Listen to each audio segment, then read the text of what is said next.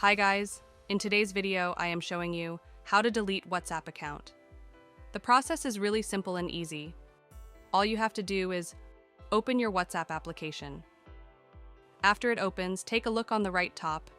You will see 3 dots. Tap on these dots, and from here, tap on the last option settings. And in settings, tap on the first option, account. And on the last, you can find the option delete account. Tap on it. And here you can also read, if you delete this account, the account will be deleted from WhatsApp and all your devices. It means if you link this account with your PC, then that account will be also deleted. Your messages will be erased. You will be removed from all your WhatsApp groups. Your Google backup will be deleted, so be careful while deleting your WhatsApp account.